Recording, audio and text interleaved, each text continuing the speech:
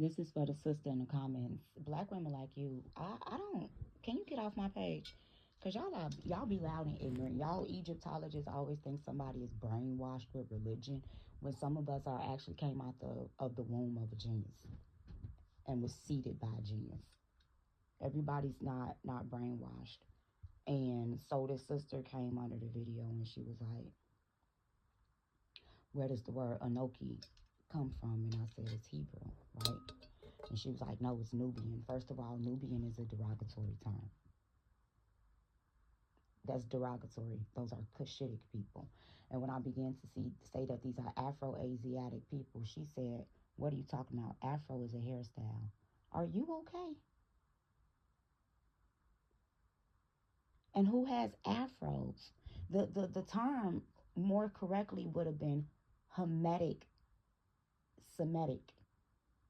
Ham begins to be the progenitor of the greater Afro regions. And then Asiatic would mean the Semitic people group. These are the people who inhabited the Afro continent and the Arabian Peninsula, so on and so forth. So you're lost on basic linguistics. The definition of Semitic is literally Afro-Asiatic. So Cushitic people out of Cush, whose father is Ham or Chem, the father of Kemet, literally means black or burnt.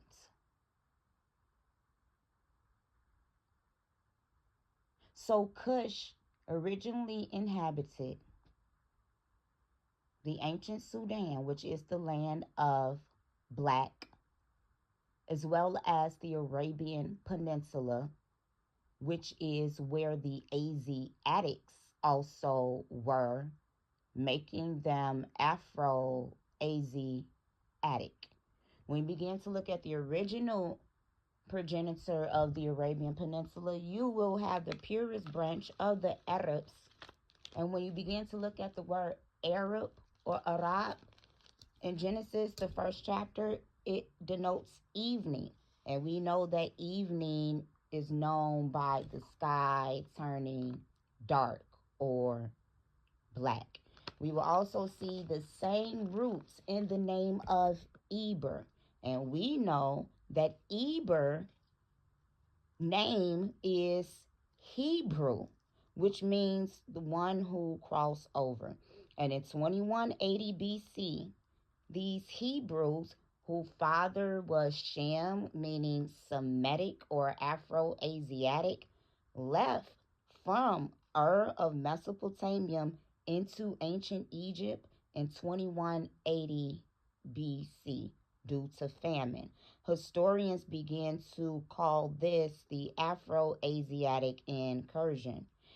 During this time, we began to have the Ubedian culture 1 through 3 of Sumer, as well as Nakata 1 through 3 in Egypt. And these were Cushitic dynasties, and amongst them, side by side, were Semitic people groups. We see that not only in the Bible, which is historically accurate, we begin to see in West African history and in Egyptian history that Sennacherib was a warlord, and by his side was Abraham. And Abraham went into sub-Saharan Africa, the Nile Delta, the Arabian Peninsula, so on and so forth, fighting side by side with Sennacherib against, what was it, Chalamandander?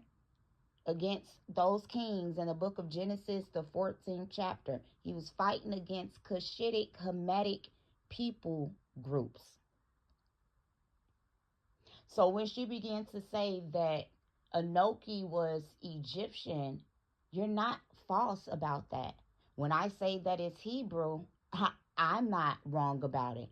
Middle Egyptian was greatly influenced by the Hebraic language. We need to be clear and realize that Proto-Hebrew is one as the same as ancient Phoenician. which is birthed out of the Canaanites or the sea peoples. Amongst the sea peoples are also the ancient Philistines or the Palestinians, who were pushed out of Canaan by King David in 1000 BC to become the Berbers in Morocco. Okay? So when we began to see these conglomerates of people group alongside one another, we can also follow the purest branch of Arabs from Yucatan into the Yucatan Peninsula in Peru. And this is when you begin to look at ancient Sumer. They had boats in 6000 BC. And another grandson of Shem, also began to leave during that time to found the ancient Siberians. And then when you begin to look at the Assyrians are from Shem, Asher. They also began to go into Peru. And how do we prove that? Because when you begin to look at the ziggurat in ancient Peru in 2650 BC, the same steep pyramid did not appear into ancient Egypt into 2630 BC. However, we will begin to see the similar temple mounds, the temple that is seen on Namer's palette, a temple in ancient Egypt, did not exist at that time. But the temple that was the White Temple of Uruk, I believe it's called, existed in Mesopotamia in 3100 BC. These were Cushitic and Hebraic people groups. And how do we prove this?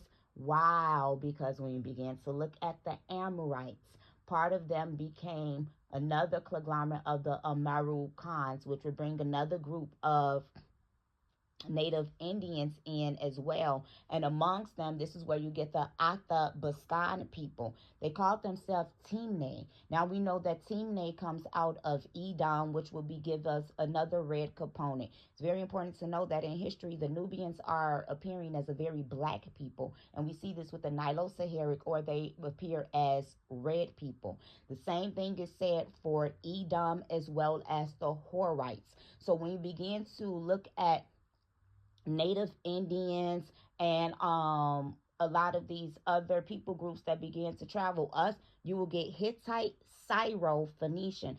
Syro is serene. Laban, brother of Rachel, is called the Syrian. These are still Hebraic people groups. The Phoenician began to come in with the Philistine, and the Phoenicians, the Canaanites. It's also important to know that the tribe of Dan was seen amongst these people group, the Athabaskan. It said that Dan will leap from Baskan. So when you begin to look at the Athabaskan Native Indians, it literally means those who come from Bashan, and they call themselves Dine people. So when you begin to look at these languages, they are a conglomerate and they originate in ancient Sumer. So during the time of this Cushitic dynasty, the Hebrews were able to live autonomously and live in Goshen. If these were ancient Egyptians, then why were the Hebrews enslaved? This is due to the fact that when the ancient Egyptians finally came back to Egypt, they kicked out the Hyksos, which were identified as Semitic, but they were not. These were Amorites out of Cain, and they began to enslave the ancient Hebrews. And a Pharaoh arose which knew not Joseph, and they began to do away with the netters of the Ankh and with the shepherd's cloak. And this is when you begin to have monotheism re-entering into ancient Egypt with the worship of um oh my God, his name is at the tip of my tongue, Akhenaten. And then when you begin to see the Akin people, or the Aten, Aten people of West Africa, these are the descendants of the natural ancient Egyptians. So that Middle Egyptian is Hebraic or Sumerian in origin, and these people groups are just different set of Hamitic Semitic peoples, just like all of us are just different conglomerates of Hamitic and Semitic people. We are not here to argue. I am here to teach. Line up on line, precept on precept, here a little, there a little. Subscribe to my YouTube page, Jacolius Gems. Food for thought.